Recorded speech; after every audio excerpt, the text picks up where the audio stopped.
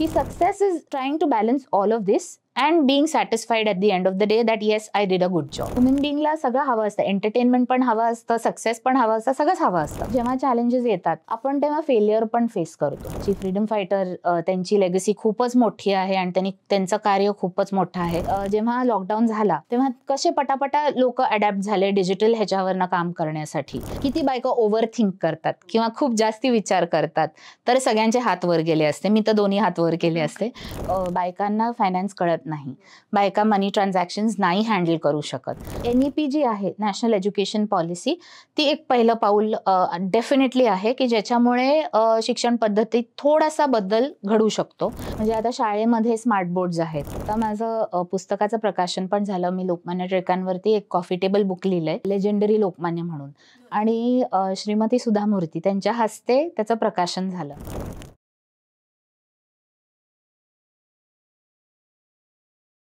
नमस्कार, MLA talk show मध्ये तुमचं मनापासून स्वागत आहे. आज आपल्यासोबत आहेत डॉक्टर प्रणिती टिळक, ज्या सुप्रसिद्ध शिक्षण तज्ज्ञ आहेत, संशोधक आहेत, समाजसेविका आणि शिक्षण क्षेत्रामध्ये त्यांचा मोलाचा वाटा आहे.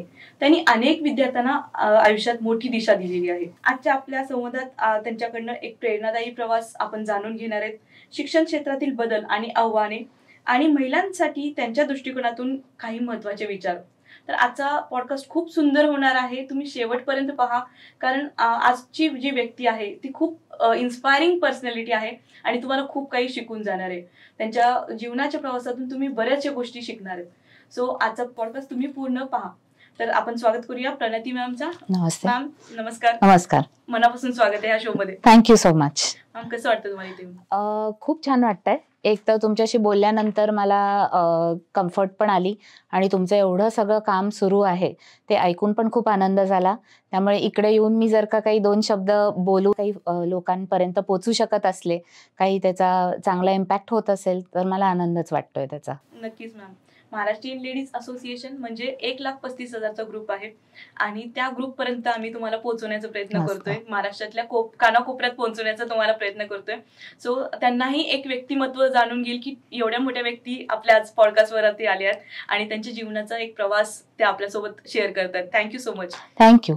I am looking forward to it. Yes ma'am, पहिला प्रश्न घेते की टिळक महाविद्यापीठाच्या भविष्यकालीन योजनाबद्दल तुम्ही काय सांगाल? आता टिळक महाराष्ट्र विद्यापीठ जे आहे तर त्याच्यामध्ये आपल्याकडे एक डीम टू बी युनिव्हर्सिटी पण आहे आणि आम्ही आता 2016 पासून वेगवेगळे कॉलेजेस पण सुरू केले आहेत. सो त्याच्यामध्ये फार्मसी कॉलेजेस, फिजिओथेरपी कॉलेजेस आणि हे म्हणजे कॉलेजेस पर्सनली मी ओव्हरसी करते आणि एस्टॅब्लिशमेंटमध्ये पण माझा मोठा त्याच्यामध्ये हात आहे. आणि दुसरं म्हणजे एक माझ्या हृदयाशी खूप जवळची गोष्ट म्हणजे त्याला मी माझा बेबीच म्हणते, तर टिळक महाराष्ट्र विद्यालय आम्ही शाळा सुरू केली 2016 मध्ये आणि त्याला CBSE अफिलिएशन पण मिळालंय आता. तर असे वेगवेगळे उपक्रम सुरू आहेत. आत्ता सर्वात मोठं चॅलेंज किंवा सर्वात मोठं नवीन जे काय करायचं आहे ते म्हणजे NEP इम्प्लिमेंटेशन, जी आत्ता सुरू केलं आहे ऑलरेडी हायर एज्युकेशनला आणि स्कूल लेवल एज्युकेशनला सुद्धा आम्ही आता NEP नवीन जी नॅशनल एज्युकेशन पॉलिसी आली 2020 मध्ये त्याचं इम्प्लिमेंटेशन आता सुरू करतोय. त्यामध्ये वेगवेगळ्या गोष्टी आहेत, म्हणजे मुलांना इंटर्नशिप्स असतील किंवा मुलांना इंडस्ट्री एक्सपोजर असेल, जे हायर एज्युकेशनची गरज आहे आत्ता. सो त्या सगळ्या गोष्टी आम्ही त्याच्यामध्ये इन्क्लूड करतोय. लहान मुलांना सुद्धा आता जे शालेय शिक्षण आहे त्यात सुद्धा एक वेगळ्या पद्धतीने शिक्षण देण्याचा आता एक प्रयत्न सुरू केलाय. म्हणजे पूर्ण देशभरच सुरू केलेला आहे.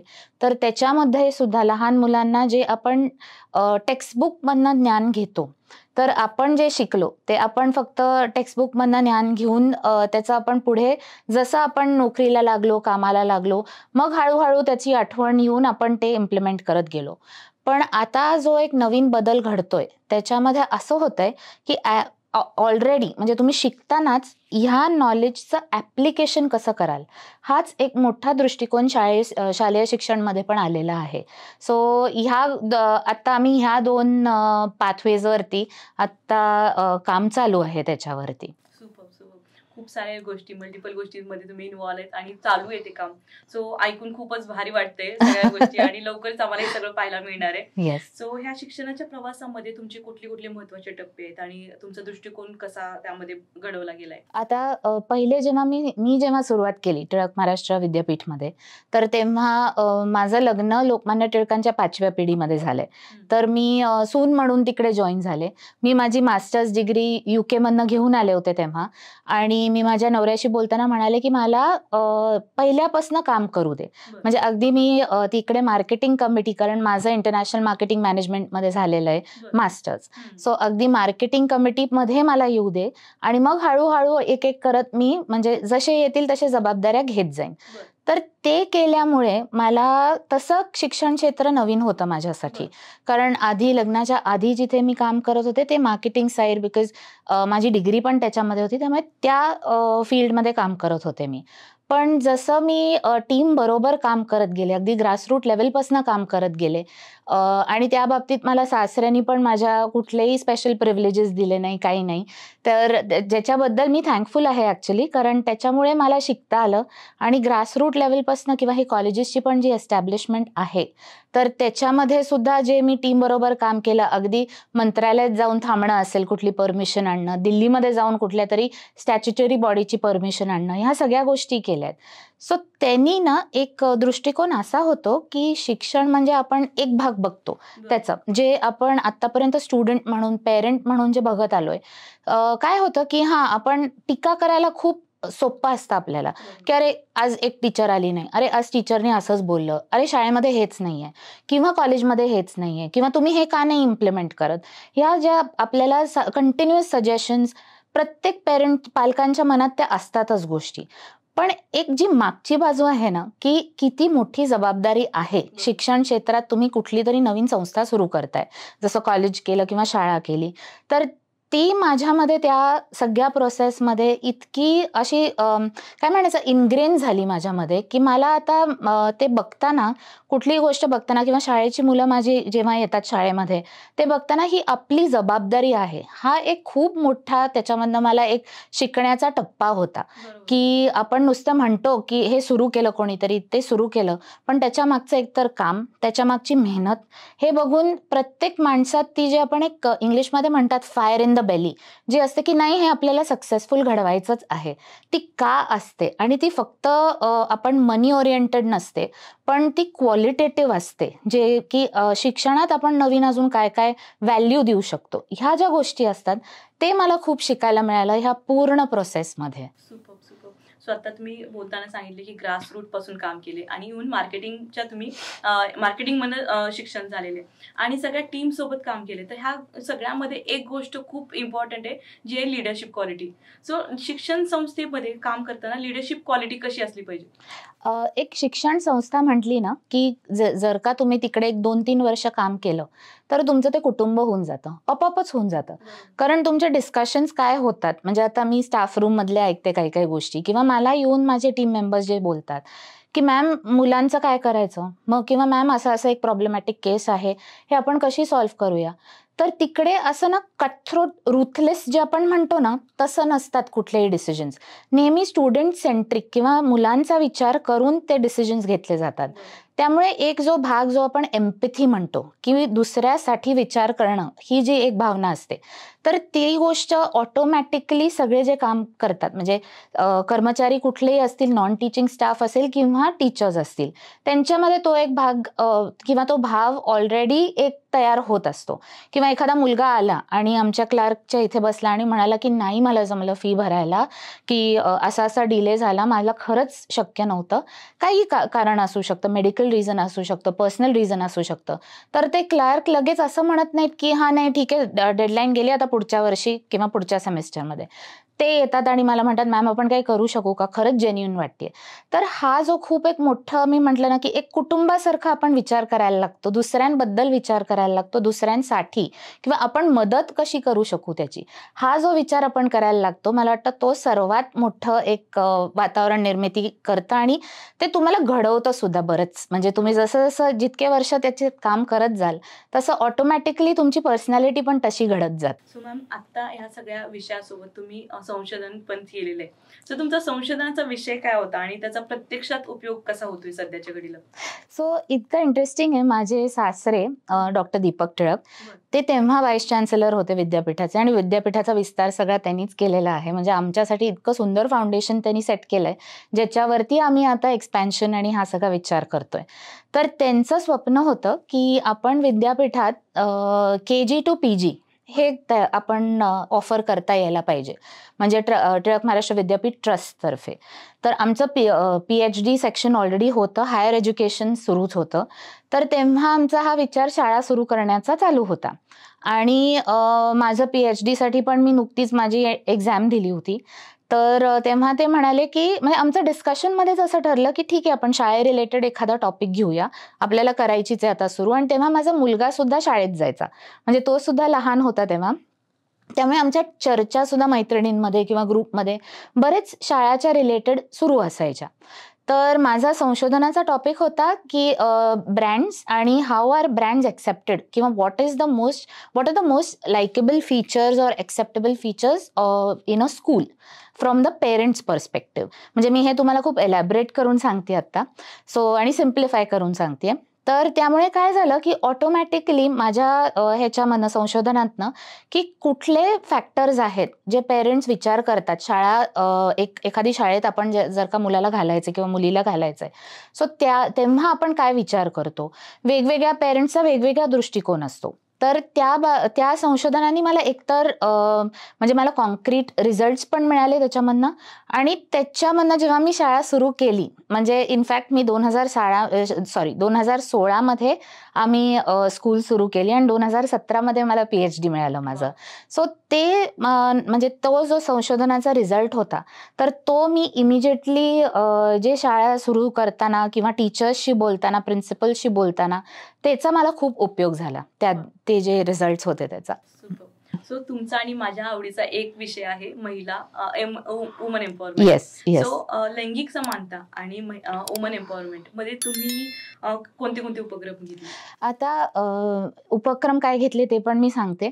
पण मला खूप अभिमान वाटतो की आमच्या विद्यापीठात सगळे जे टॉप मॅनेजमेंट आहे किंवा सगळे जे आपण म्हणतो ना की प्रिन्सिपल्स असतील, हेड ऑफ द डिपार्टमेंट्स असतील, अकाउंट सेक्शन हेड असतील, ह्या सगळ्या महिला आहेत. आणि त्यांना खूप प्रोत्साहन, एक तर मुळात त्यांना खूप सुरक्षित वाटतं आमच्याकडे. आणि मला एक असं वाटतं, मी म्हटलं तसं की एक जो कुटुंब भाव निर्माण होतो विद्यापीठात काम करताना, त्यामुळे सुद्धा महिला खूप एक वेगळ्या पद्धतीने, आपण ओपन अप जे म्हणतो की त्या पद्धतीने ते विचार करू शकतात. त्यांना माहिती आहे की इकडे आपल्याला कॉम्पिटिशन किंवा उगीच मी महिला आहे म्हणून मला मागे खेचलं जाईल, हा भाव नाही आहे. त्यामुळे ते मोकळेपणी बोलू शकतात, त्यांचे सजेशन्स देऊ शकतात. एक मला खूप महत्वाची गोष्ट इकडे वाटते की 2021 मध्ये आणि 2022 मध्ये 2 वर्ष माझे हस्बंड म्हणजे रोहित टिळक आणि मी एक स्पोर्ट्स लीग नावाचा इव्हेंट घेतला. तर तेव्हा आमच्याकडे आमचे जे 390 कर्मचारी आहेत, तर सगळे म्हणजे अगदी HODs, प्रोफेसर्स पासून अगदी आमचे ऑफिस बॉईज आणि प्यून्स पर्यंत सगळ्यांनी पार्टिसिपेट केलं त्याच्यामध्ये. आणि त्याच्यामुळे काय झालं, स्पोर्ट्स लीग म्हणजे काय, आम्ही 9 इव्हेंट ठेवले होते. त्यात आम्ही टीम डिस्ट्रीब्युशन ठेवलं होतं, टीम लीडर्स काही आयडेंटिफाय केले होते आणि मग एक असं डमी ऑक्शन सारखं ठेवलं होतं. म्हणजे अगदी म्हणजे खरे पैसे लावून नाही, पण ऑक्शन घेऊन त्यांनी सिलेक्ट करायचे प्लेयर्स त्या वेगवेगळ्या इव्हेंटसाठी. बॅडमिंटन रिले होता, रनिंग होतं, म्हणजे असं बरेच काय काय इव्हेंट्स होते, क्रिकेट होतं. तर त्यांनी काय झालं ना, म्हणजे नॉर्मली ज्या बायका असतात की 40 नंतर त्या विसरून जातात की अरे आपले सुद्धा काही काही ॲस्पिरेशन्स होते किंवा अरे आपण कॉलेजमध्ये हे खेळ खेळायचो. आणि महिलांनी येऊन सांगितलं मला की मॅडम खरंच आम्ही म्हणजे हे कॉलेजमध्ये खेळल्यानंतर आत्ता आम्ही बॅडमिंटन खेळलो किंवा आत्ता आम्ही व्हॉलीबॉलची प्रॅक्टिस करतोय. तर त्यांनी एकतर एक भाव झाला, सगळे एकत्र आले खेळण्यासाठी, त्यामुळे सगळ्यांची ओळख पण झाली. आणि हे मला एक वाटतं की खूप महत्वाचं, एस्पेशली फॉर लेडीज, हा खूप महत्वाचा इव्हेंट झाला. बिकॉज बायकांचं कसं होतं, when they take on responsibility, ते स्वतःचं सगळं मागे टाकतात. आणि तेच इकडे आम्ही टॅप करू शकलो की त्यांना एक आम्ही काय म्हणायचं, एक गेट ओपन करून दिलं. आणि मग त्यांनी इतकं सुंदर परफॉर्म केलं की आता ते थांबलेत, मॅडम आता परत कधी किंवा सारखे विचारत असतात. तर तो एक इव्हेंट झाला. आणि तसे आमच्याकडे वुमेन्स सेल पण आहे आणि ज्यांचे उपक्रम सारखे होत असतात. आपले लेक्चर्स पण असतात म्हणजे विद्यापीठात की वुमेन्स हेल्थ रिलेटेड किंवा वुमेन लीगल राईट्स बऱ्याच जणांना माहिती नसतात किंवा फायनान्शियल इन्व्हेस्टमेंट्स म्हणजे हे पण एक मोठा भाग आता झालेला आहे जो बायका सुद्धा करू शकतात. आपण बरेच वेळेला ऐकतो बायकांना फायनान्स कळत नाही, बायका मनी ट्रान्झॅक्शन्स नाही हँडल करू शकत, पण हाच जो भाग आहे तो मोडून काढायचा आहे आपल्याला. त्यामुळे एक जस्ट रिलेटेड म्हणून सांगते की शाळेमध्ये सुद्धा आत्ता मी एक उपक्रम इंट्रोड्यूस केलाय की 6वी मुलांना फायनान्शियल लिटरसी इंट्रोड्यूस केली. म्हणजे आपण मॅथ्स एक सब्जेक्ट म्हणून शिकतो, plus minus of course multiplication division ह्या सगळ्याचा उपयोग होतो आपल्याला पुढे. पण काही कॉन्सेप्ट आपण नाही, म्हणजे आपण जर का इंजिनिअरिंग नाही घेतलं, आर्किटेक्चर नाही घेतलं, पुढे अजून त्या फील्डमध्ये नाही गेलो, तर बाकी जे शिकलेले असतं आपण ट्रिग्नोमेट्री असेल, स्टॅटिस्टिक्स असेल, ह्या गोष्टी आपण नाही वापरत. पण माझं असं एक डोक्यात आहे की जेव्हा एक मूल 10वी नंतर बाहेर पडेल तर त्या मुलाला बेसिक इन्व्हेस्टमेंट म्हणजे एकतर माहिती पाहिजे, शेअर्स म्हणजे काय, म्युच्युअल फंड्स म्हणजे काय, इन्व्हेस्टमेंट आपण कुठे कुठे करू शकतो आणि एक बेसिक SIP आपण कसं प्लॅन करू शकतो तेवढी माहिती आपण द्यायला पाहिजे.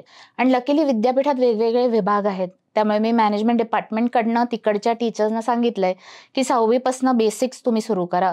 How do you make a budget, मग प्लॅनिंग कसं करायचं, वाय इज सेव्हिंग इम्पॉर्टंट, मग तुम्ही कसं सेव्ह करू शकता, बजेट इम्प्लिमेंट कसं करू शकता तुमचं तुम्ही बनवलेलं. सो हे टप्प्याटप्प्याने त्यांना शिकवत फायनली 10वी आम्ही त्या स्टेजपर्यंत येऊन सोडायचा असा विचार केलाय त्यांना. Super super. थोडंसं मी मागे जाते तुमच्या PhDच्या विषयाकडे. जसं तुम्हाला जेव्हा अप्लाय केलं 1 वर्षामध्ये PhD मिळाली. नाही PhD मला 16मध्ये आहे, शाळा सुरू केली मी, सुरू केली माझी प्रोसेस 2013मध्ये. Okay okay okay. So school चालू झाल्यापासून तुम्हाला ऑलमोस्ट 1 वर्षानंतर तुम्हाला PhD मिळाली. मग तेव्हा तुम्ही विविध पालकांशी बोलत होतात, त्यांचा सर्वे घेत होतात, तर तो पालकांची भूमिका काय होती की चांगलं शिक्षण मिळावं म्हणून त्यांची काय भूमिका होती? आता पालक वेगवेगळ्या आपण म्हटलं तर डेमोग्राफिक्स जे म्हणतो तर वेगवेगळ्या डेमोग्राफिक्स मधले असतात. काही वर्किंग पेरेंट्स असतात, काही सिंगल वर्किंग असतात, काही जणांकडे डबल इन्कम असतो. तर ह्या सगळ्या कॉम्बिनेशन्स मधनं की काही पेरेंट्स त्यांच्या गरजा काय असतात, जर का दोन्ही पालक काम करत असतील तर त्यांची ही पण एक मुळात गरज असते की माझं मूल शाळेमध्येच जेवढं शिकू शकतं तेवढं आपण त्याला तेवढा वेळ ठेवूया. म्हणजे तिकडेच हॉबी क्लासेस असले, तिकडेच जर का काही एक्स्ट्रा करिक्युलर ऍक्टिव्हिटीज असतील, तिकडेच काही क्रिएटिव्ह क्लासेस असतील, तर आय वुड प्रिफर की तिकडेच ते मूल माझं म्हणजे अगदी 5 वाजेस्तोवर असलं तरी मला चालणार आहे. कारण त्यांचेच वर्किंग आवर्स इतके वेगवेगळे असतात की काही 7ला तेच घरी येतात, मग त्यांना तो प्रश्न असतो. ऑफकोर्स कोविड नंतर ह्या गोष्टी खूप बदलल्या, कारण बरेच पालकांना work from home, flexible working hours या सगळ्या सवलती मिळायला लागल्या. पण मूळ जो असतो पालकांचा उद्देश एक तर म्हणजे academics, very high academic standards, quality म्हणजे जी तुम्ही क्वालिटी ऑफ एज्युकेशन, त्याच्यामध्ये आता वेगवेगळे टूल्स म्हणजे आता शाळेमध्ये स्मार्ट बोर्ड्स आहेत किंवा शाळेमध्ये आपण थोडंसं मुलांना इंट्रोडक्शन टू गेमिफिकेशन, मग इंट्रोडक्शन टू आपण कोडिंग, ह्या पण सगळ्या गोष्टी देतो. मग क्रिएटिव्ह आर्ट्स की खूप पालक हल्ली हे पण म्हणतात की आम्हाला म्युझिक, डान्स ह्याच्यामध्ये सुद्धा मुलांना एनरोल करायचं आहे, तर तुमच्या करिक्युलममध्येच घ्या. तर माझा असा तेव्हाचा 2017मध्ये हे आपण जे म्हणतोय, सो 2013 ते 2016 हा माझा पिरियड होता संशोधनाचा. तेव्हा कोविड झाला नव्हता, तेव्हा बऱ्याच गोष्टी वेगळ्या होत्या. त्यामुळे मेन त्यांचा फोकस होता अकॅडमिक स्टँडर्ड्स आणि स्पोर्ट्स, ह्या 2 गोष्टींवरती ते ठरवायचे. आणि येस, एक आपल्याकडे अशी पण पद्धत आहे, पण जी बदलती आता, कारण खूप नवीन शाळा आता येतात. पण पूर्वी असं असायचं की एका शाळेचे प्रिन्सिपल कोण आहेत त्या बेसिसवरती ठरवलं जायचं. कारण पूर्वी अशी पद्धत होती जेव्हा आपण शिकलो असू तेव्हा सुद्धा की प्रिन्सिपल ज्या कोण आहेत किंवा प्रिन्सिपल एस्टॅब्लिश्ड असल्या तर त्या शाळेची तशी ओळख असायची. सो ते आता ते बदलत जात आहे, कारण आता नवीन शाळा येत आहेत, शाळांची फिलॉसॉफी खूप वेगळी आहे. मी म्हटलं तसं की आता आमच्या शाळेमध्ये सुद्धा मी स्किल्स ओरिएंटेड अप्रोच ठेवते थोडासा. मी म्हटलं जसं की फायनान्शियल लिटरसी असेल, IT रिलेटेड असेल, तर पेरेंट्सना परत खूप आत्ताचे पेरेंट्स खूप जाणकार आहेत. म्हणजे मी हे गेले 3 वर्षात फरक खूप बघितलेला आहे की त्यांना खूप क्लिअर असतं ते डोक्यामध्ये की माझ्या मुलाला बाहेर पडताना तो कसा किंवा ती कशी पाहिजे हे त्यांच्या डोक्यात खूप पक्का असतं. त्यामुळे त्यांना हे सगळे जे आपण उपक्रम म्हणतो extra curricular co curricular activities ह्या गोष्टी किंवा application of the knowledge that the child gets in school हे सुद्धा खूप त्यांना महत्वाचं असतं. म्हणजे प्रॅक्टिकल ओरिएंटेड जे म्हणतो की तुम्ही प्रॅक्टिकल ओरिएंटेड अप्रोच कसा ठेवणार आहात. सो तुम्ही आता टिळक आहेत, डॉक्टर प्रणिती टिळक. सो हे कुटुंबाच्या वारशाचा तुमच्या व्यक्तिमत्वावर काय परिणाम झाला? सो मी माझं लग्न झालंय 5व्या पिढीत आणि काही गोष्टी ज्या आधी लग्नाच्या आधी मी खूप माझा पर्स्पेक्टिव्ह खूप वेगळा असायचा. म्हणजे एखाद्या व्यक्तीकडे बघण्याचा किंवा एखादा मी म्हटलं तसं की संस्थेकडे बघण्याचा माझा मी असं म्हणेन की या परिवारात आल्यानंतर जो एक सामाजिक वारसा पण मिळतो ह्याच्याबरोबर. म्हणजे आपण एक फक्त वलय बघतो, आपण एक फक्त बघतो की अरे टिळकांच्या घराण्यातले किंवा कोणाकडेही बघताना असं जे कोण आता आमची फ्रीडम फायटर त्यांची लेगसी खूपच मोठी आहे आणि त्यांचं कार्य खूपच मोठं आहे. तर आपण जेव्हा अशा कुठल्या तरी कुटुंबाकडे बघतो तर आपण फक्त मी म्हटलं तसं की त्याचं ऑरा वलय ग्लॅमर हे सगळं बघतो. पण मी जी झटपट बघते ना प्रत्येक कुटुंब म्हणजे प्रत्येक मेंबरची की माझे सासरे असतील माझा नवरा असेल की जी झटपट असते त्यांची की अरे समाजासाठी काहीतरी करायचंय. म्हणजे मी आधी जो दृष्टिकोन होता माझा की हा ठीक आहे दोन काय इंटरॅक्शन असेल एका व्यक्तीचं दुसऱ्या व्यक्तीबरोबर त्याला फक्त तेवढंच एक असतं म्हणजे की मी तुमच्याशी आता बोलतेय तुम्ही बोलताय संपला इकडे विषय. पण आता जे ह्या कुटुंबात आल्यानंतर आता मला 19 वर्ष होतील लग्नाला तर त्याच्यानंतर जी एक डेप्थ असते किंवा जे एक प्रत्येक वेळेला तुमच्या मनात at the back of your mind एक मी म्हटलं तसं की सामाजिक विचार असतो की अरे आपण हे करतोय पण ह्याचा इम्पॅक्ट काय होईल सोसायटीवर, आपण काही वेगळं करू शकतो का. म्हणजे तो जो दृष्टिकोन आहे की आपण दुसऱ्यांच्या आयुष्यामध्ये काही इम्पॅक्ट करू शकतो का चांगला, आपण कॉन्ट्रीब्यूट करू शकतो का कुठल्या वेगळ्या पद्धतीने, आपण काही चांगलं करू शकतो का अजून. तर हा जो एक डेप्थ फॅक्टर यायला लागतो ना विचारांमध्ये हा मला खूप मी माझ्या विचारांमध्ये हा फरक जाणवला. आणि माझा मुलगा आता तो 18 वर्षाचा होईल तर त्याच्यामध्ये ना इतकं ऑटोमॅटिकली ही गोष्ट आलेली आहे. म्हणजे मला ते इतकं आश्चर्य वाटतं की 18व्या वर्षी अजून होतोय तो पण म्हणजे ह्या वयात सुद्धा हा मुलगा असा कसा विचार करू शकतो. पण ते त्याच्या म्हणजे अवतीभोवती जे सगळं वातावरण आहे त्याच्यामधनं ऑटोमॅटिकली त्यांनी ते पिकअप केलंय. येस जेनेटिक आहे आणि शिवाय तो बघतो स्वतःच्या डोळ्यांनी कानांनी ऐकतो त्यामुळे त्याला ते इतकं लहानपणापासून बघितल्यामुळे आपोआपच त्याच्यामध्ये ते भिन्न झालंय असं. सो 19 वर्षाचं तुमचं मोठा प्रवास आहे. एक छोटासा पर्सनल प्रश्न, ऑब्व्हियसली हे लव्ह मॅरेज नसणार आहे, अरेंज मॅरेज असणार आहे? लव्ह मॅरेज आहे. अरे वा. सो आम्ही जिम मध्ये भेटलो. अरे वा. दोघांनाही व्यायामाची आवड असल्यामुळे तेव्हा आम्ही जिम मध्ये भेटलो. पण हो म्हणजे आम्ही फेब्रुवारीमध्ये भेटलो आणि जूनमध्ये लग्न झालं कारण आम्ही लगेचच घरी सांगितलं. असं म्हणजे ते वय असंच होतं की आता लग्न करायचं म्हणजे आता जरी कोणी भेटलं तरी डायरेक्ट लग्नाचाच विचार करायचा. सो कारण 25व्या वर्षी भेटलो त्यामुळे एकदम पटकन आमचं झालं लग्न. सो 19 वर्षाचा प्रवास खूप मोठा प्रवास आहे. सो ह्या सगळ्या प्रवासात तुम्हाला काय काय शिकवलं आणि म्हणजे तुमच्या विचारसरणीत कसा बदल घडवला? सो मी जे म्हटले मगाशी की एक डेप्थ जी विचारायला येते, एक कंटिन्युअस तुम्ही एक सोशल अँगलचा विचार करत असता तेवढेच एक लिमिटेशन्स आणि रिस्ट्रिक्शन्स पण येतात. कारण तुम्ही समाजात वावरताना तुमच्याकडे एका चष्म्याने बघितले जातं की अरे हे म्हणजे ह्या घराण्यातलेत किंवा म्हणजे तेवढे तुम्हाला लिमिटेशन्स येतात.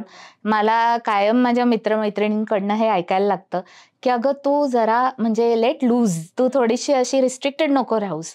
पण ते आता इतकं माझ्या पर्सनॅलिटीमध्ये म्हणजे एवढ्या वर्षांचा तो प्रभाव झालेला आहे की ते नॅचरल झालंय. पण जबाबदारी खरी जबाबदारी काय असते. म्हणजे हे एक मला वेगळा अँगल कळाला. म्हणजे जी एक सामाजिक जबाबदारी असते ती पण खरी जबाबदारी आहे. कारण आतापर्यंत आपण जेव्हा रिस्पॉन्सिबिलिटीचा विचार करतो तर जनरली फॅमिलीसाठी म्हणजे त्यांचं फॅमिलीचे फायनान्शियल नीड्स, इमोशनल नीड्स जे काय असतं आपण तेवढा विचार करतो. किंवा कुटुंबामध्ये अजून जे कोण असतात व्यक्ती जे आपल्यासाठी काम करत असतात त्यांचा विचार करतो. पण एक सामाजिक जबाबदारी म्हणजे काय असते की असं नाही म्हणू शकत नाही हा आमचा काही प्रॉब्लेम नाहीये, ह्याच्यावर आमचा काही संबंध नाही, आम्ही नाही काय करणार. प्रत्येक गोष्ट जी तुमच्याकडे येते त्याच्यावर तुम्हाला विचार करायलाच लागतो. प्रत्येक तुमच्याकडे कुठलाही प्रॉब्लेम आला तरी त्याच्यावर बसून तुम्ही त्याच्यावरचं सोल्युशन काढायलाच लागतं. तर हा जबाबदारी जो भाग आहे तो खूप मोठ्या पद्धतीत मला जाणवतो. आणि मी म्हटलं तसं तो आता इतका it's become so ingrained in my thought process की असं नाही होऊ शकत की मी कुठल्या बाबतीत नुसता आपला स्वतःचा विचार करते किंवा फक्त माझ्या कुटुंबाचा विचार करते. तर प्रत्येक वेळेला तो एक चौफेर विचार केलाच जातो प्रत्येक गोष्टीचा. सो आतापर्यंत कुठलं सगळ्यात मोठं आव्हान तुम्हाला आले आणि तुम्ही कसं ते पेलले? चॅलेंजेस तसे भरपूर आलेत. म्हणजे आपण जेव्हा काहीतरी वेगळं करायला जातो तेव्हा चॅलेंजेस येतातच. कारण तुम्ही नवीन दिशेने सुरुवात करता चालायला. सो तशा बऱ्याच आव्हानं आली. काही पब्लिक आली अगदी म्हणजे जे लोकांना माहिती आहे अशी आली. काही तुम्ही जेव्हा मी म्हटलं तसं की जेव्हा हे कॉलेजेसची एस्टॅब्लिशमेंट, शाळेची एस्टॅब्लिशमेंट तशी पण आली. पर्सनल लेवलवर अगदी म्हणजे की माझ्या सासूबाई माझं लग्न व्हायच्या आधीच 3 वर्षाआधी त्या she had passed away from cancer. त्यामुळे मी कधी भेटले नाही त्यांना. आणि घरी एक असं म्हणजे सासूचा जो सपोर्ट लागतो किंवा एक कसं होतं की मी वेगळ्या बॅकग्राऊंडमधून आले. मी कॉर्पोरेट बॅकग्राऊंडमधून आले. म्हणजे माझे वडील आणि म्हणजे माझे वडील CA होते, माझा भाऊ CA आहे. त्यामुळे आमचं एक खूप असं स्ट्रक्चर्ड वेगळं की नोकरी करायची असं एक बॅकग्राऊंड होती. पण जेव्हा ह्या कुटुंबात आले तर ह्याचं खूप वेगळे मी म्हणेन की विस्तार खूप आहे ह्याचा. सो ते समजून घ्यायला मला थोडा वेळ लागला. आणि तेव्हा मला सारखी उणीव वाटायची की अरे खरंच जर का रोहितची आई असती तर मे बी त्यांनी मला समजवलं असतं, मे बी त्यांनी मला गाईड केलं असतं. आणि माझा मुलगा मला लग्नाच्या पहिल्या वर्षातच झाला. म्हणजे आमची पहिली अॅनिव्हर्सरी 7 जूनला होती आणि रौनक 6 जूनला झाला. सो ती एक वेगळी जबाबदारी होती. हो म्हणजे ऑफकोर्स माझी आई आणि फॅमिली सगळेच होते बरोबर. पण खूप लर्निंग ते जे पहिले 3-4 वर्षात एवढं सगळं लर्निंग झालं तेव्हा कुठल्या तरी बाईचा सपोर्ट मात्र मला जाणवायचा की असता एखादी म्हणजे आपण म्हणतो ना एक आईची एक प्रतिमा, तर तसं जर का असतं तर मला खूप सोपं गेलं असतं. सो हे पर्सनल लेवलचा चॅलेंज झाला. आता मी म्हणजे माझ्यात जो बदल घडला की ठीक आहे आपण करू शकतो. आपण शांत बसायचं. जेव्हा कुठला चॅलेंज येतो जेव्हा शांत बसून विचार केला तर त्याचं सोल्युशन मिळतं.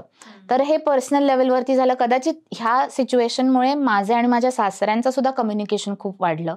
म्हणजे मी बोलू पण शकले त्यांच्याशी बऱ्याच गोष्टी ज्या प्रॉबेबली मी इतर वेळेला बोलू शकले नसते. रोहितची आई असती तर त्यांच्याशी बोलले असते. सो ते पण एक कम्युनिकेशन म्हणजे त्यातनं पॉझिटिव्ह ह्या सगळ्या गोष्टी घडल्या. प्रोफेशनली येस जेव्हा चॅलेंजेस येतात आपण तेव्हा फेलियर पण फेस करतो. बरेच वेळेला असं पण होतं की आपण एखादी गोष्ट ऑब्जेक्टिव्ह ठेवलेला आहे ते त्या पद्धतीत नाही होत इम्प्लिमेंट.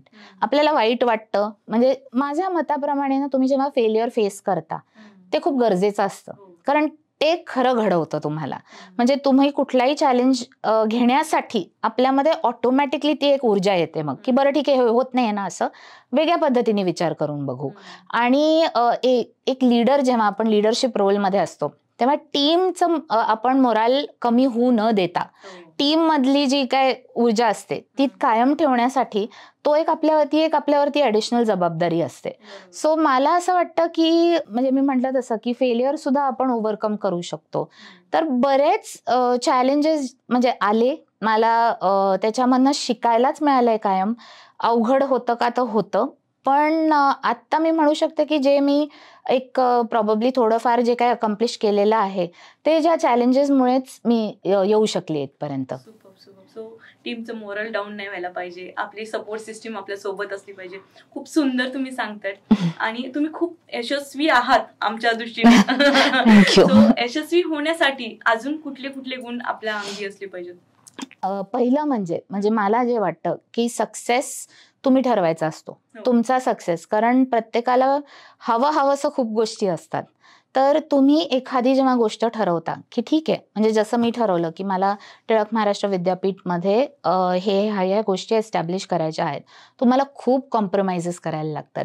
काही तुमचं सोशल लाईफ कट डाऊन होतं, काही वेळेला तुम्ही तुमचं म्हणजे आपण जे म्हणतो ना की शेवटी ह्युमन बिईंगला सगळं हवं असतं, एंटरटेनमेंट पण हवं असतं, सक्सेस पण हवं असतं, सगळंच हवं असतं, पण काही गोष्टी आपल्याला कट डाऊनच करायला लागतात त्या. किंवा काही काही वेळेला बाहेर जाणं म्हणजे फ्रेंड्स बरोबर बाहेर जाणं हे नाही जमत.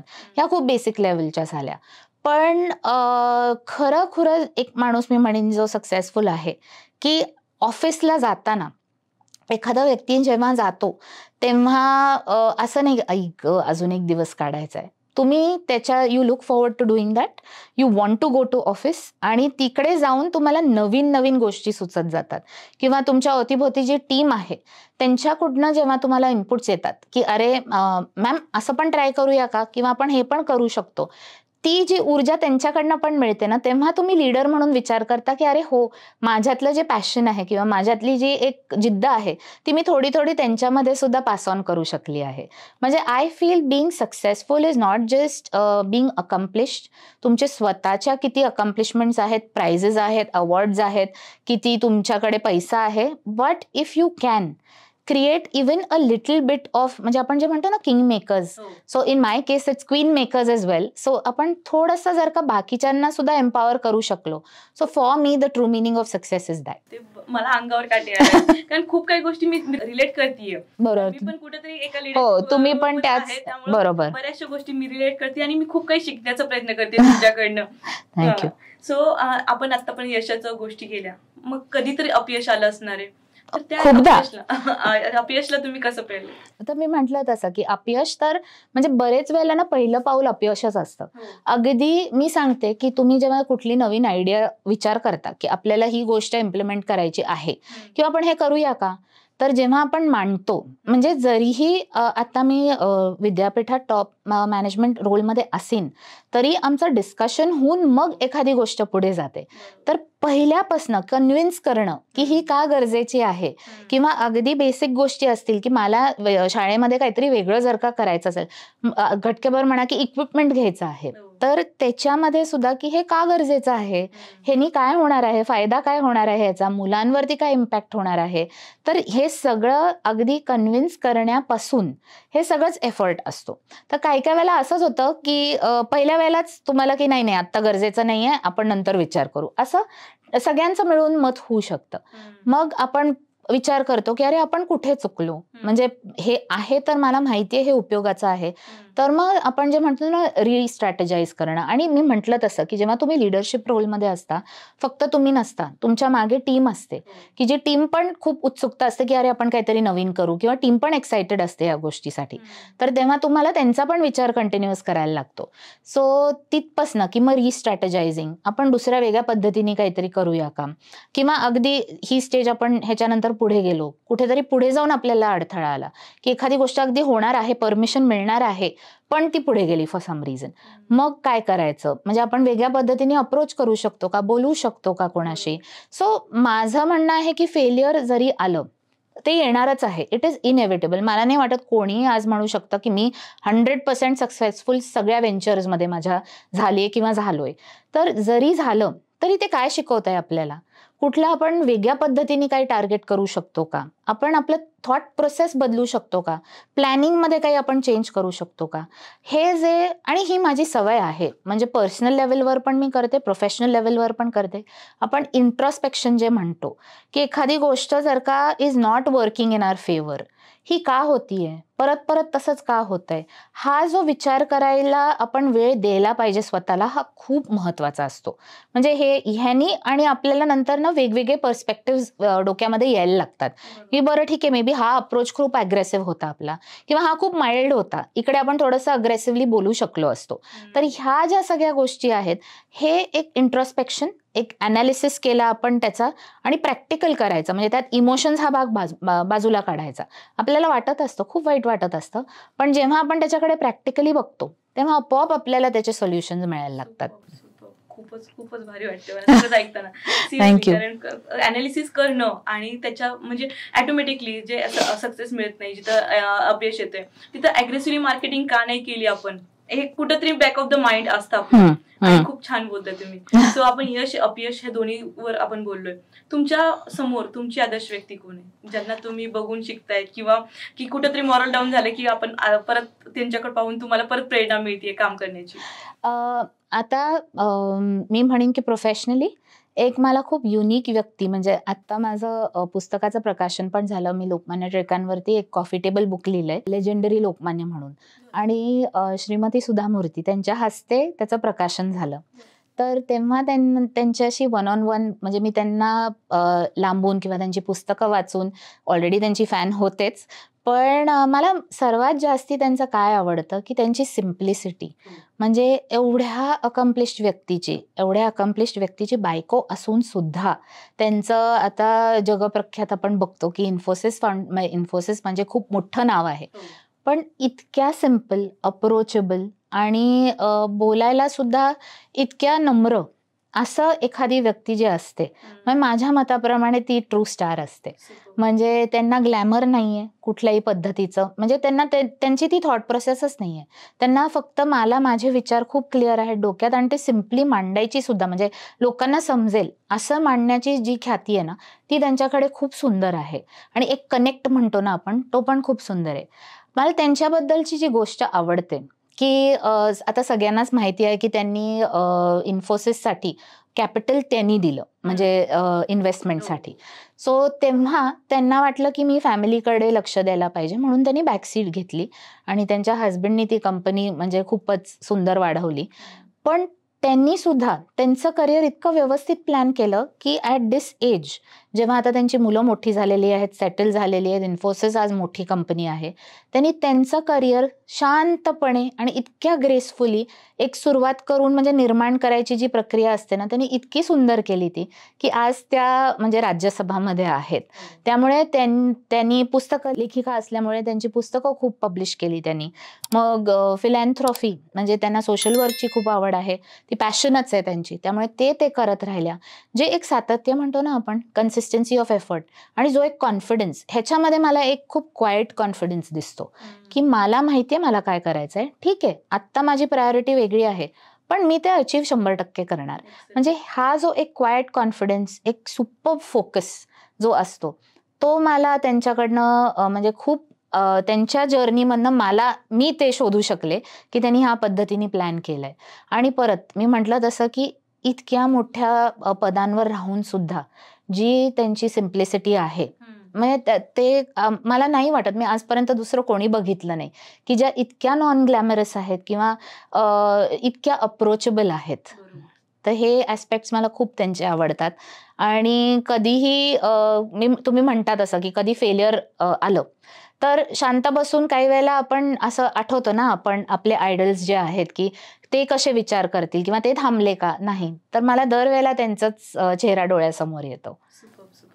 हे ऐकून परत एकदा मला गुजबम्स आले. खूप छान सांगताय तुम्ही. आणि आता आपण तुम्ही पाहिलं की सिम्प्लिसिटी वगैरे तुम्ही सांगताय, तर तुमच्या मताने यशाचं खरं मापन कशाबद्दल आहे, की प्रसिद्धी, पैसा की समाधान? सो मी म्हटलं तसं लोकांना आपण हे नाही म्हणू शकत की पैसा, किंवा जेव्हा तुम्ही एखाद्या बिझनेसमध्ये आहात किंवा तर आपण पैसा हा महत्वाचा नाहीये असं म्हणूच नाही शकत.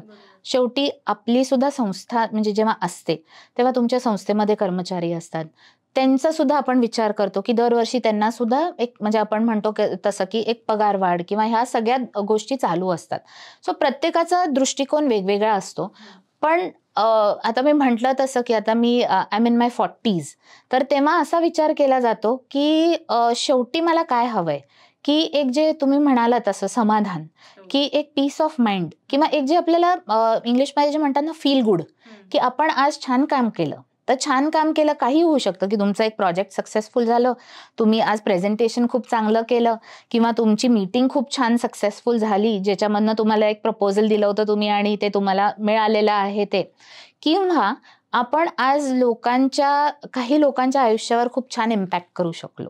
म्हणजे त्यांनी पण एक जे समाधान मिळतं ना, किंवा एक टीम जी खुश असते तुमच्याबरोबर काम करताना, किंवा एक टीम जी मी म्हणेन की प्रोफेशनली तुमची टीम जर का तुमच्याबरोबर असेल तर तसं पाठबळ दुसरं काही नाही लागत तुम्हाला वेगळं. सो असं एक जे असतं की एक पीस ऑफ माइंड, की मी आज हे सगळं करू शकले, किंवा एखादं जर का कुठलं प्रपोजल पण ऍक्सेप्ट झालं तर हे टीमसाठी मी करू शकले. सो माझ्या मताप्रमाणे की सक्सेस म्हणजे हे, आता कोणाला आपण म्हणतो तसं फेम नको असतं का, तर हवं असतं. रेकग्निशन नको असतं का, तर हवं असतं. किंवा पैसा मी म्हटलं तसं नको असतं का, तर हवा असतो. फक्त आपण जो एक बॅलन्स्ड अप्रोच, आणि ते बायकांना जमू शकतं खरं सांगायचं तर, की एक आपण म्हणजे ती स्ट्रेंथ आहे, पुरुषांना पण जमतं असं नाही, पण ती बायकांची स्ट्रेंथ आहे की एक बॅलन्स्ड अप्रोच, की ठीक आहे आपल्याला हे हवंय, पण आपण त्याच्यासाठी बाकीच्या गोष्टी किती कॉम्प्रोमाइज करणार आहोत. म्हणजे मला पैसा हवाय, पण मग मी फॅमिलीकडे कम्प्लिटली दुर्लक्ष करणार का. मला ग्लॅमर हवंय, मग माझं फॅमिली व्हॅल्यूजचं काय झालं. म्हणजे हा जो आपण सगळं बसून नीट विचार करू शकतो, हे बायकांची एक क्वालिटी आहे. सो माझं to get back to your question, की success is trying to balance all of this and being satisfied at the end of the day that yes I did a good job. Super. प्रत्येक गोष्ट आणि प्रत्येक शब्द मी relate करते. Super. आता हा पुढचा प्रश्न तुमच्याच ह्याच्या कार्याबद्दल, की आजच्या शिक्षण पद्धतीमध्ये काय काय सुधारणा करायला हव्यात. हा खूप म्हणजे महत्वाचा प्रश्न, आणि एकतर मला खूप आवडीचा प्रश्न पण आहे. सो शिक्षण पद्धतीमध्ये एक जो प्रॅक्टिकल ओरिएंटेड अप्रोच, ह्याच्यावरती खूप वर्ष मी म्हणेन चर्चा चाललेली आहे. एक NEP जी आहे, नॅशनल एज्युकेशन पॉलिसी, ती एक पहिलं पाऊल डेफिनेटली आहे की ज्याच्यामुळे शिक्षण पद्धतीत थोडासा बदल घडू शकतो. वेळ लागेल, कारण ह्याचं ट्रेनिंग सुद्धा टीचर्सना देणं, इम्प्लिमेंट कसं करणं, कारण आपण ह्याच्यात काय करतोय की जी शिकवण्याची पद्धत आहे ती बदलतोय. तर त्याच्यासाठी टीचर्सना गायडन्स, ट्रेनिंग ह्याची खूप गरज आहे, जे आता सुरू केलेलं आहे. गव्हर्नमेंटकडनं पण ट्रेनिंग प्रोग्राम्स आणि सेशन्स ऑर्गनाईज केले जातात. एक जे आहे की इंडस्ट्री आणि अकॅडमिक्स ह्याच्यामधली जी गॅप नेहमीच असते, की इंडस्ट्रीमध्ये ज्या गोष्टी लागतात त्या गोष्टी क्लासरूममध्ये शिकवल्या जात नाहीत, आणि ती मोठी गॅप होती आणि ती खरी होती, म्हणजे that was a real concern. तर इंडस्ट्रीच्या पण रिक्वायरमेंट्स आता apart from the technical jobs म्हणजे जे आहेत, when it comes to management किंवा अशा ज्या गोष्टी आहेत, तर त्याच्या सुद्धा गोष्टी खूप बदलल्या आहेत पोस्ट कोविड. कारण आपली काम करण्याची पद्धत पण बदलली. मी म्हटलं तसं की वर्क फ्रॉम होमची फॅसिलिटी आहे, फ्लेक्सिबल आवर्स आहेत. तर जे रिक्वायरमेंट्स आहेत बिसाइड्स प्रोफेशनल स्किल्स, आता तुम्ही जर का MBA आहात तर मला माहिती आहे तुमच्याकडे बेसिक स्किल्स आहेत, बेसिक्स काय तुम्हाला माहिती आहे, अकॅडमिक नॉलेज आहे, पण बिसाइड्स दॅट एक तर म्हणजे अडॅप्टेबिलिटी, की कशीही सिच्युएशन आली तरी तुम्ही किती पटकन अडॅप्ट करताय त्या गोष्टीला. हे कोविडमुळे झालं, की जेव्हा लॉकडाऊन झाला तेव्हा कसे पटापटा लोक अडॅप्ट झाले डिजिटल ह्याच्यावरनं काम करण्यासाठी. किंवा आता काय होतं की सिनॅरिओ पण बदललाय. कोविडमुळे बऱ्याचशा बाउंड्रीज पण आपण तोडल्या, ज्याच्यामुळे ग्लोबल आपल्याकडे इन्फ्लुएन्स खूप व्हायला लागला. म्हणजे आम्हाला सुद्धा इंटरनॅशनल लेक्चर्स आता ऑनलाईन घेण्याची सुद्धा परमिशन मिळालेली आहे युनिव्हर्सिटीजना. सो ह्याला तुम्ही कसे अडॅप्ट करू शकता, फ्लेक्सिबिलिटी इन अप्रोच. असं नाही चालत आता की नाही हीच पद्धत मी वर्षानुवर्ष केली, म्हणजे लॉकडाऊन झाल्या त्याच्यानंतर की नाही मी नाही ह्याच्यावरती शिकवू शकत, ऑनलाईन मी नाही शिकवू शकत, असं नाही चाललं. तुम्हाला तेवढ्या वेळापुरतं ऑनलाईन शिकवावं पण लागलं. सो हे जे काही काही गोष्टी आहेत ह्या सुद्धा खूप विचार केला जातो जेव्हा एखादा व्यक्ती इंटरव्ह्यूसाठी येतो एखाद्या कॉर्पोरेट ऑफिसमध्ये. तर परत हे जे ऍप्लिकेशन ऑफ नॉलेज, म्हणजे जी NEP पण आहे आणि शाळेच्या लेवलला सुद्धा, की हे मी शिकतेय पण ह्याचा रिअल लाईफ उपयोग काय आहे, म्हणजे रिअल टाइम ह्याचा मी कसं वापर करू शकते. सो हा जो अप्रोच आहे, आता शाळेमध्ये सुद्धा इंटर्नशिप्स ते इंट्रोड्यूस करतात. म्हणजे काही शाळांमध्ये आठवड्याभराच्या असतात, काही शाळांमध्ये महिन्याभराच्या असतात. सो ह्यानी काय होतं की मुलांना ज्ञान आहे, पण हे मी कसं वापरू शकते. एक्झॅक्टली. सो हा जो एक मोठा भाग आहे, तर त्याच्यावरती काम करणं खूप गरजेचं आहे ऍट दिस पॉइंट. सुपर. सगळ्या गोष्टी रिलेटेबल आहेत आणि खूप सुंदर सांगताय तुम्ही. थँक्यू. 40 वर्षाचं आता तुम्ही सांगितलं की मी 40 वर्षाचे बोलता. तर ह्या सगळ्या प्रवासामध्ये तुम्हाला एक हार्ट टचिंग मुवमेंट मिळाले असतील. मला तर भरपूर ह्या पॉडकास्टमध्येच मला खूप साऱ्या गोष्टी म्हणजे लिटरली गुजबॉम्स येतात. सो ह्या 40 वर्षाच्या कार्यकालामध्ये काय काय हार्ट टचिंग गोष्टी मिळाल्या तुम्हाला? बापरे, आता हे एखाद दुसरं सांगणं. आता आपण कालच महिला दिन झालाय, तर काही गोष्टी ज्या बायकांची कशी मदत करतात. म्हणजे आपण बऱ्याच वेळेला असं म्हणतो की बायकाच पहिले बायकांना खाली खेचतात, पण सुदैवानी माझ्या आयुष्यात एक तर मला म्हणजे की मला माझ्या कुटुंबात मी आमच्या इमिजिएट फॅमिलीमध्ये मी पहिली व्यक्ती आहे जी बाहेर जाऊन शिकलेली आहे. आणि तेव्हा माझी आई ती असं नव्हतं की आमच्याकडे म्हणजे खूप असं एक काय म्हणायचं अपर मिडल क्लास फॅमिली मधले होते, म्हणजे पैशाची कमी नव्हती, पण असं नव्हतं की खूप जास्त पैसा आहे इझिली जाऊन मी येऊ शकते असं अशी परिस्थिती नव्हती. पण माझ्या आईने मला सांगितलं की तू जा, कारण तुला तिकडे जाऊन तुझ्या आत्ता लक्षात नाही येते, किंवा ती सगळ्यांशीच बोलताना कुटुंबाशी माझ्या वडिलांशी असेल किंवा अजून कोणाशी बोलताना की तिला जाऊ दे, तिच्यात पोटेन्शियल आहे, ती तिकडे जाऊन इतके वेगवेगळ्या गोष्टी शिकू शकते जे ती परत येऊन इकडे ती त्याचा उपयोग खूप वेगळ्या पद्धतीने करू शकते, तिचा एक पर्स्पेक्टिव्ह खूप बदलेल म्हणून. आणि मला नाही वाटत त्यावेळेला जर का माझ्या आईने मला हा सपोर्ट दिला नसता तर आज कदाचित माझं पर्स्पेक्टिव्ह खूप लिमिटेड असतं. कारण मला तिकडे जाऊन आता परत पार्ट टाइम जॉब आपण करतो, म्हणजे ह्या सगळ्या गोष्टी ज्या असतात ना की तुम्ही स्वतःसाठी की एक आपण स्वतःच्या पायावर उभं राहणं काय असतं ना, किंवा स्वतः घडवणं काही गोष्टी ज्या असतं, त्याचं मला खूप जाणीव झाली जेव्हा मी तिकडे गेले तेव्हा. एक तर शिक्षण पद्धत मला त्यांची खूप आवडली, जी आता आपल्याकडे येतच आहे हळूहळू. त्यामुळे त्यांनी जे मला एक्सपोजर मिळालं त्या गोष्टींनी मला खूप फरक पडला. आणि त्याच्यामुळे माझा कॉन्फिडन्स लेवल म्हणजे एक म्हणतो आपण की कॉन्फिडन्स बूस्ट मिळाला. आणि इकडे परत येऊन मला एक हेच जे आपण म्हणतो की for so long one particular process has been followed, पण आपण वेगळा विचार का नाही करू शकत, हे जे एक पर्स्पेक्टिव्ह असतं की अरे करेक्ट, सो हे जे एक पर्स्पेक्टिव्ह असतं त्याची मला खूप म्हणजे ते मी परत येऊन ह्या गोष्टींवरती खूप विचार करू शकले. So I think that's one of the defining moments for me.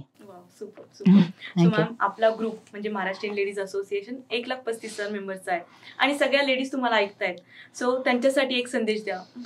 मी म्हणेन बायकांसाठी की एकतर पहिल्यांदी हे कधी विसरू नका की there is only one you. म्हणजे आपण बरेच वेळेला काय होतं की बायकांचा इश्यू हा नेहमीच असतो, आणि सगळेच मी जर का आता लाईव्ह ऑडियन्स असतं म्हटलं असतं की किती बायका ओव्हर थिंक करतात किंवा खूप जास्ती विचार करतात, तर सगळ्यांचे हात वर गेले असते, मी तर दोन्ही हात वर केले असते.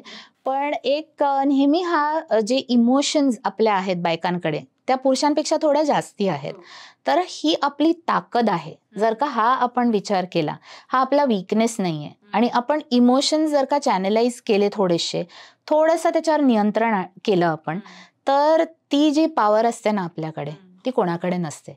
त्यामुळे तुम्ही हा कायम विचार करा की we are blessed with a lot of unique abilities which if we convert them into our strengths, आपल्याला कोणी थांबवू शकत नाही. आणि कोणीही जरी म्हटलं की मी म्हटलं तसं मगाशी की बायकांना फायनान्स कळत नाही, बायकांना एक अजून कुठली गोष्ट जमत नाही, तर कोणाचाही ऐकू नका. तुमच्यामध्ये खूप पोटेन्शियल आहे, स्वतःवरती विश्वास ठेवा. आणि हेच मी जे पहिल्यांदा म्हटले की there is only one you, तुमच्यासारखं दुसरं कोणीच नाही होऊ शकत. आणि हा विश्वास कायम ठेवा, आणि मी म्हणेन की तुम्ही पूर्ण जग जिंकाल. Super ma'am, thank you so much ma'am. तुम्ही आज इथं आला तर एवढ्या सुंदर गप्पा केल्या, गप्पा म्हणण्यापेक्षा इन्फॉर्मेटिव्ह सेशन केलं, त्याबद्दल मनापासून धन्यवाद. Thank you so much. थँक्यू.